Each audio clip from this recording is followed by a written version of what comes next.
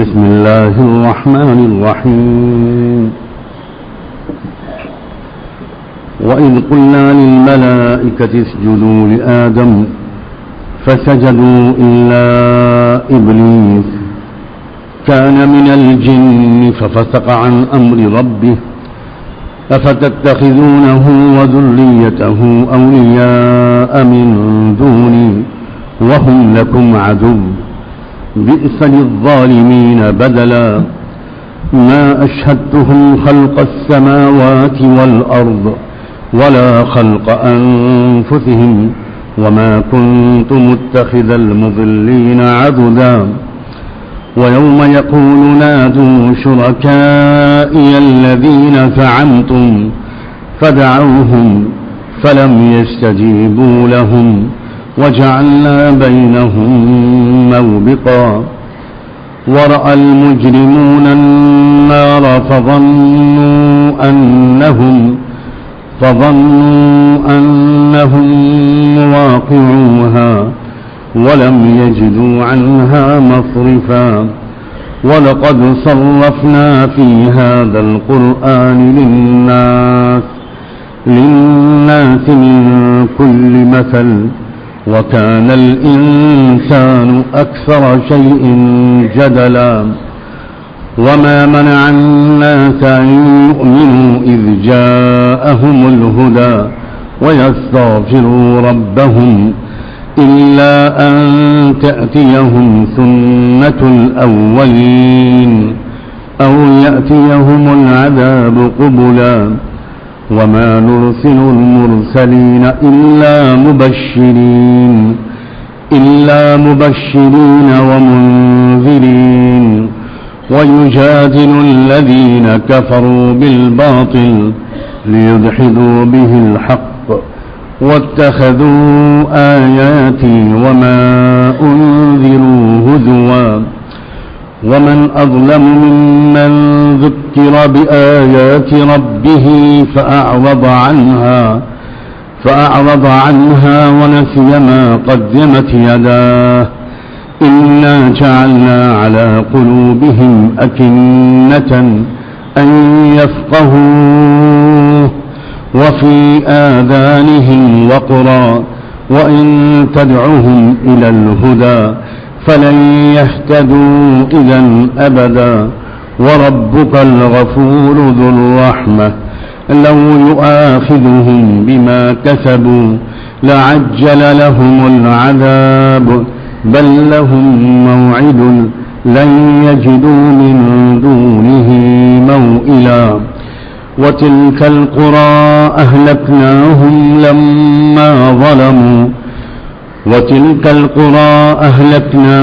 لما ظلموا وجعلنا لمهلكهم موعدا صدق الله العظيم.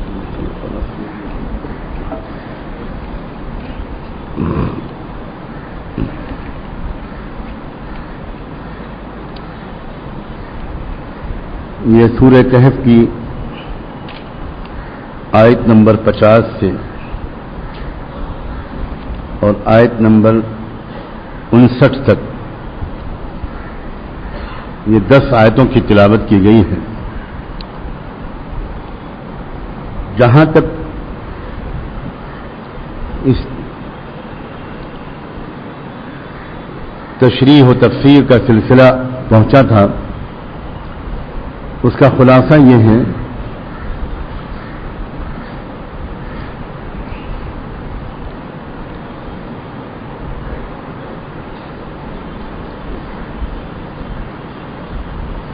कि एक दौर ऐसा आएगा जिसमें आम तौर पर लोग अल्लाह की याद से उनके दिल बिल्कुल गाफिल हो जाएंगे और इसके नतीजे में दो वबाएं फैलेंगी।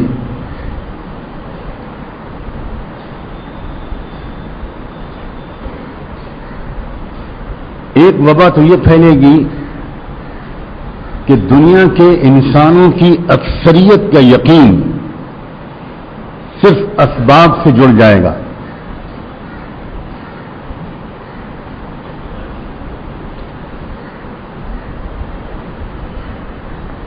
یہاں تک کہ وہ لوگ یہ جو مانتے بھی ہوں گے کہ ایک اللہ ہے، ایک خدا ہے، ان کا بھی خدا کے ماننے کا یہ حال ہو جائے گا کہ انکار تو وہ بھی نہیں کریں گے، انکار وہ نہیں کریں گے، لیکن ہر چھوٹے سے چھوٹے معاملے میں اللہ کی طرف رجوع کی عادت ان کی بھی نہیں رہے.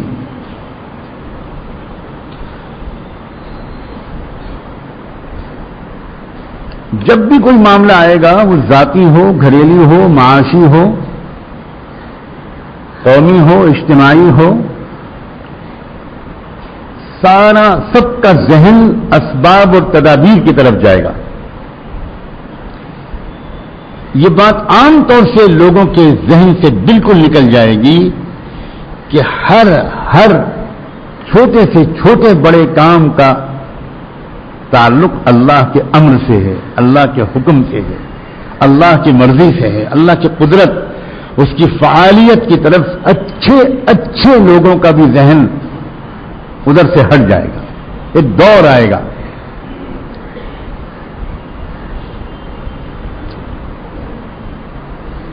ہم سب خوب اچھی طرح سمجھ سکتے ہیں کہ جب آج ہم جیسے 5 وقتہ نمازیوں کا یہ حال ہے تو دنیا کے عام انسانوں کا کیا حال ہے.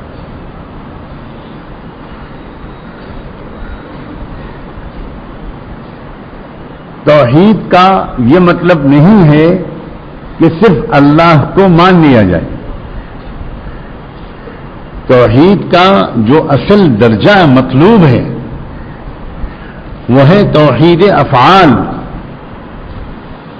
یعنی دل و دماغ پر یہ حقیقت کھل جائے کہ ہر چھوٹے اور بڑے معاملے کا تعلق اللہ سے. اس لیے اللہ پر یقین، اللہ کی طرف رجوع، اللہ پر بھروسہ، اللہ سے امیدیں اور بھروسے اور امیدوں کے ساتھ دعائیں تدبیروں کے ساتھ کرنا، یہ ہے توحید افعال کا تقاضا. تو دل و دماغ اکثر دنیا کے انسانوں کے توحید کے اس درجے سے خالی ہو جائیں گے. فتنہ دجال جس سے بچانے کے لیے یہ صورت آئی ہے، فتنہ دجال کے دور میں یہ والا شرک عام ہو جائے گا. وہ بت پرستی اور مورتی پوجا والا شرک جو ہوگا، اس دور میں صرف وہ والا شرک باقی نہیں رہے گا، بلکہ کروڑوں لوگ جو بظاہر ایمان والے بھی ہوں گے، وہ بھی اسباب کے تاثر کے لحاظ سے وہ بھی شرک میں مبتلا ہوں گے، اور ان کو خبر بھی نہیں ہوگی کہ ان کے دل میں ایمان کے ساتھ ساتھ شرک بھی چل رہا ہے. سورہ کہف کی تشریح کے سلسلے کے شروع ہونے سے پہلے اس مسجد میں سورہ یوسف کی تشریح ہوئی تھی، اور وہاں بھی ایک آیت کی ذیل میں اس بات کو سمجھانے کی ساجد نے کوشش کی تھی. سورہ یوسف میں اللہ تعالیٰ نے ارشاد فرمایا وما یؤمن اکثرهم باللہ الا وهم مشرکون، کہ بہت بڑی تعداد ایسے لوگوں کی ہے، اکثریت ہے کہ جن کے جو ایمان بھی لائے ہیں اور ایمان کے ساتھ ساتھ وہ مشرک بھی ہیں. یہ سورہ یوسف کی اس آیت کی تشریح میں بہت تفصیل سے میں نے اس والے شرک کو سمجھانے کی کوشش کی تھی جس میں ہو سکتا ہے کہ وہ شخص بھی گرفتار ہو جس کی تہجد بھی نہ چھوٹتی ہو سکتا ہے کہ وہ بھی گرفتار ہو جو 20 حج کر چکا ہو اور 100 عمرے کر چکا. یہ یقین کا جو مسئلہ ہے، دل کے یقین کی جو کیفیت ہے، اللہ ہم سب کو اس کی اہمیت کی طرف متوجہ کر دے. ہم سب کا حال اس بارے میں بہت زیادہ اچھا نہیں ہے، بہت خراب ہے، اور یہ اس دور کی ایک خاص بیماری ہے. اور اللہ تعالیٰ اس صورت میں اس دور کی بیماری اسی لیے بیان کر رہے ہیں کہ جب وہ دور آئے گا تو خاص طور پر تم کو محنت کرنی پڑے گی اس بات پر کہ تمہارے اندر کلمے کی حقیقت اترے، یقین بنے، اور اس ظاہری شرک سے بھی تم نکلو۔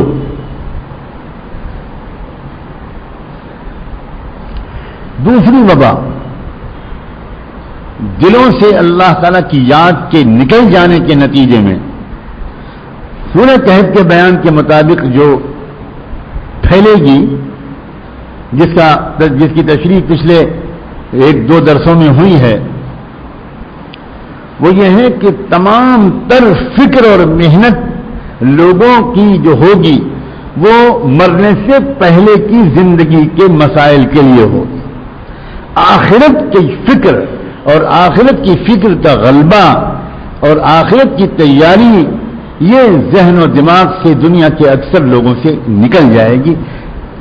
اتنا زیادہ مادی مسائل اور معاش کے مسائل، روزی روٹی کے مسائل اور دنیا میں مرنے سے پہلے کے جو مسائل ہیں اتنا دل و دماغ پر حاوی ہوں گے کہ اچھے لوگوں کا کہ دل و دماغ پر آخرت کی فکر کا غلبہ نہیں ہوگا، انکار نہیں کریں گے، کبھی کبھی یاد کر کے تو شرمندہ بھی ہو جائیں گے، لیکن جو کیفیت دل پر ہونی چاہیے آخرت کی فکر کی وہ نہیں ہوگی۔ یہ مضمون چل رہا تھا۔ اس کے بعد اللہ تعالیٰ نے آدم علیہ السلام اور ابلیس کا وہ قصہ بیان فرمایا جو قرآن میں کئی جگہ پر بیان فرمایا ہے، بس یہ فرق ہے کہ سورہ کہف میں اس قصے کے بیان میں کچھ نئے اشارے ہیں جو پورے قرآن میں اس قصے کے بیان کے درمیان اور کہیں پر نہیں ہیں، اور وہ اشارے وہ ہیں جن کا خاص تعلق سورہ کہف کے اس مضمون سے ہے جو مسلسل چل رہا ہے، یعنی فتنہ دجال سے حفاظت۔ ارشاد فرمایا اللہ تعالیٰ نے کہ ہم نے جب حکم دیا تھا فرشتوں کو کہ آدم کو بڑا مان لو اور اس کے سامنے جھک جاؤ، اس جدول آدم، تو اس وقت سب فرشتوں نے آدم کو بڑا مان لیا تھا اور جھک گئے تھے۔ فسجدوا الا ابلیس، ایک ابلیس تھا جس نے انکار کر دیا، وہ نہیں مانا، وہ نہیں جھکا، اس نے آدم کی بڑائی کا اقرار نہیں کیا، اپنے کو آدم سے چھوٹا تسلیم کرنے سے انکار کر دیا۔ ایک نئی بات ہے یہاں ابلیس کے بارے میں جو پورے قرآن میں اور کہیں نہیں بظاہر، اور وہ ہے کان من الجن۔ یہ ابلیس فرشتوں میں سے نہیں تھا، یہ ابلیس جنات میں سے تھا۔ ایک سوال پیدا ہوتا ہے کہ حکم فرشتوں کو دیا گیا تھا سجدہ کرنے کا، اگر ابلیس فرشتہ نہیں تھا، جن تھا، تو اس نے اگر سجدہ نہیں کیا تو جرم اس کا کیسے ہوا؟ سجدہ کرنے کا حکم تو فرشتوں کو دیا گیا تھا۔ یہی تو سمجھانا ہے، خاص اشارہ ہے اس میں۔ ہزاروں سال سے وہ ابلیس فرشتوں کی صحبت میں تھا اور اتنا مانوس ہو گیا تھا کہ اس صحبت کا اثر اس کے وجود پر پڑ گیا، اس کے مزاج پر پڑ گیا، اس کی صفات پر پڑ گیا، اور اس کے اوپر جناتی صفات کے بجائے ملکوتی صفات کا غلبہ ہو گیا۔ اور یہ بہت واضح اشارہ ہے کہ کتنا زبردست اثر صحبت کا پڑتا ہے، کتنا زبردست اثر پڑتا ہے کہ ایک نوع ہے جن اور ایک نوع ہے ملائکہ، یا ایک جنس ہے جن اور ایک جنس ہے ملائکہ۔ ملائکہ نوری ہیں، جنات ناری ہیں۔ وخلق الجان من مارج من نار خلقتنی من نار وخلقته من طین۔ جنات آگ سے بنے ہیں اور فرشتے نور سے بنتے ہیں۔ اتنا زبردست اثر ہوتا ہے صحبت کا کہ ایک آگ سے بنی ہوئی مخلوق نے جب اپنے آپ کو اپنی برادری سے ہٹا کر ایک نورانی اور ملکوتی مخلوق میں شامل کر لیا، دن رات انہی کے ساتھ اٹھنا بیٹھنا، ہر وقت انہی کے ساتھ لگنا، وہی ذکر و عبادت، وہی عبادتی اعمال اور ملکوتی اشغال، تو ان کا اتنا اثر پڑا اس مخلوق پر، ابلیس پر، کہ وہ جو جناتی مزاج تھا اور جو ناری مزاج تھا وہ مغلوب ہو گیا، اور ملکوتی مزاج، نورانی مزاج اس کے اوپر چھا گیا۔ چنانچہ وہ حکم الہی جو ملکوتی مخلوق کے لیے تھا، وہ حکم الہی اس کی طرف بھی متوجہ ہو گیا، اور اس کو یہ اشارہ مل گیا کہ میں اگرچہ ملائکہ میں سے نہیں ہوں لیکن ملائکہ کی طرح ہو گیا ہوں، لہذا مجھے بھی یہ حکم ہے۔ لیکن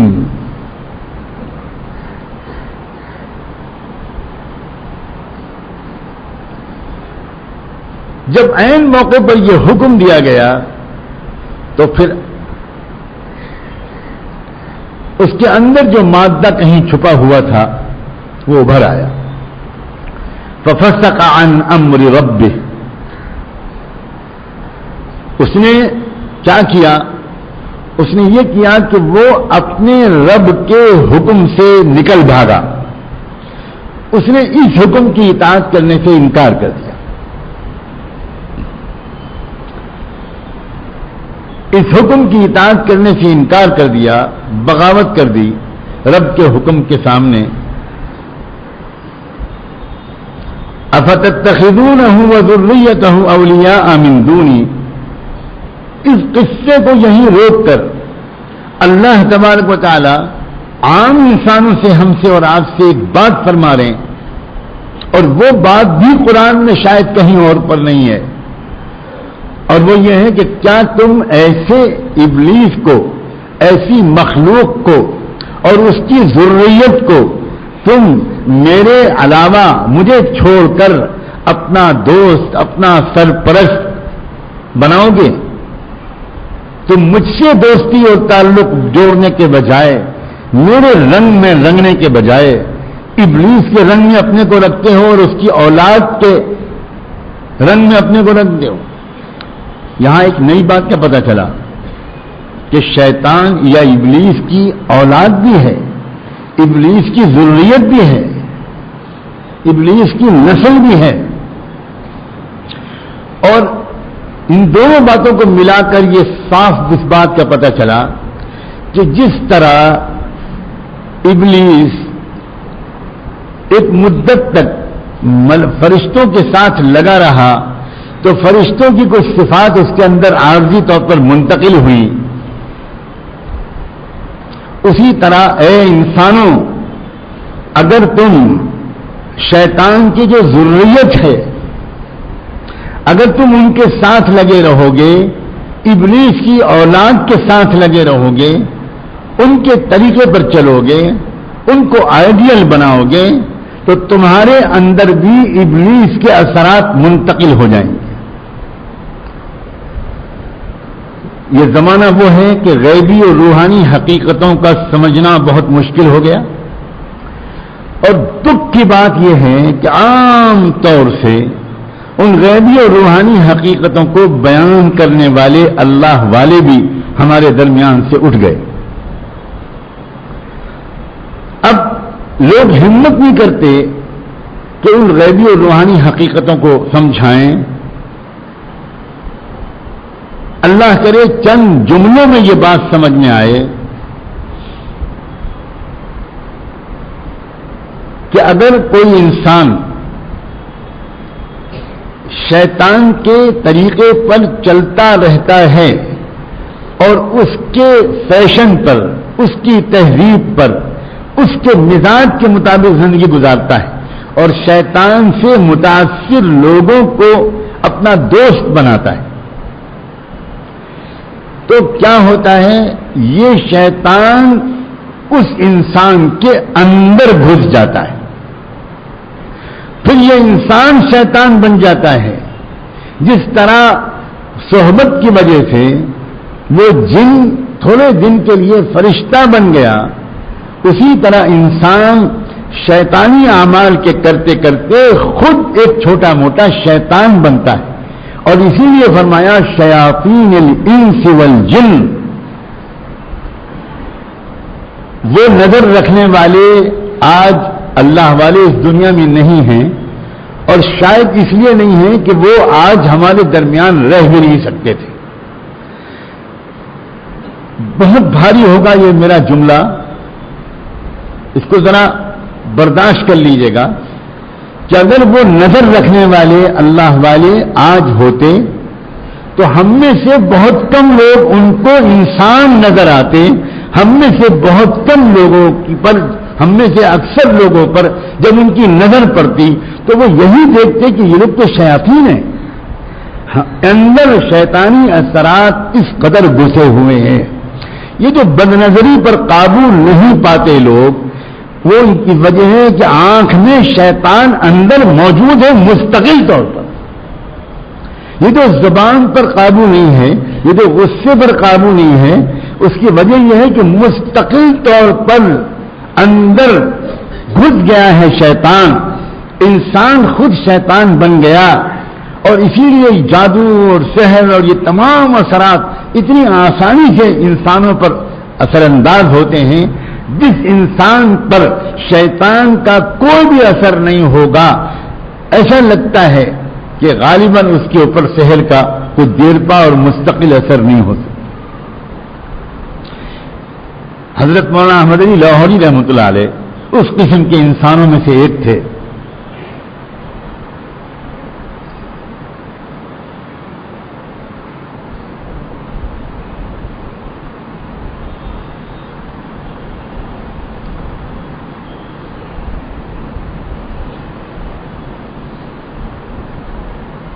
لاہور کی سڑک پر چلتے ہوئے اچانک انہوں نے اپنے خادم سے، اپنے رفیق سے، شاگرد سے کہا کہ بھئی آج یہ انسان سڑک پر بالکل ہے نہیں، کیا بات ہے؟ یہ سڑک خالی کیوں ہے؟ تو انہوں نے کہا حضرت سڑک خالی، بھیڑ ہے، لوگ آ رہے ہیں جا رہے ہیں، پیدل بھی ہیں، سواری پر ہیں. اچھا عجیب بات ہے، مجھے تو ایک بھی انسان نظر نہیں آ رہا، مجھے تو سور، کتے اور سانپ اور بچھو اور طرح طرح کے جانور نظر آ رہے ہیں، تم کہہ رہے ہو انسان ہیں. آپ کو شاید یقین نہیں آئے گا اس طرح کے واقعات آج کل تو سنانے کی ہمت نہیں ہوتی. اس قدر شکی مزاج ہو گیا، اس قدر ہم بصیرت سے محروم ہو گئے، بالکل یقین ہی نہیں آتا. ہم اور آپ وضو کرتے ہیں، وضو میں ہمارے چہرے سے پانی گرتا ہے، ہمارے ہاتھ سے پانی گرتا ہے. یہ جو پانی وضو میں استعمال ہو جاتا ہے اس کو فقہ کے استعمال میں، فقہ کے اصطلاح میں مائع مستعمل کہتے ہیں، یعنی استعمال شدہ پانی. ایک زمانے تک امام ابو حنیفہ رحمۃ اللہ علیہ کا فتویٰ یہ رہا کہ یہ مائع مستعمل جو ہے وضو میں جو استعمال ہوتا ہے یہ نجس ہے، یہ پاک نہیں ہے. اس سے کوئی اور وضو تو کیا کر سکتا ہے، اس سے کوئی اور طہارت کیا کر سکتا ہے، اس سے کوئی اور استنجا کیا کر سکتا؟ یہ تو پانی خود نجس ہے. یہ پانی اگر ٹچ ہو گیا کسی کے تو اس کو دوبارہ دھونا پڑے گا، ناپاک ہے پانی. عام طور پر اس زمانے کے علماء ان کے اس فتوے پر حیران تھے، سمجھ میں نہیں آتا تھا کہ امام صاحب یہ بات کیوں فرماتے. اور امام صاحب تھے کہ کہتے تھے کہ بھائی میرے نزدیک تو وہ پانی نہ جیسے، میں اور کوئی فتویٰ نہیں دے سکتا. وجہ کیا تھی؟ اس کی وجہ یہ تھی کہ امام ابو حنیفہ کو ایسی روحانیت نصیب تھی، اس کمال درجے کا تقویٰ اور اتنی عبادت اور کثرت ذکر سے دل کی ایک روحانی آنکھ کھلتی ہے. تو وہ لوگوں کو وضو کرتا ہوا دیکھتے تھے تو ان کے وضو میں گناہوں کے کالے کالے اثرات ان کو آنکھوں سے نظر آتے. وہ یہ تک دیکھ کے سمجھ لیتے تھے کہ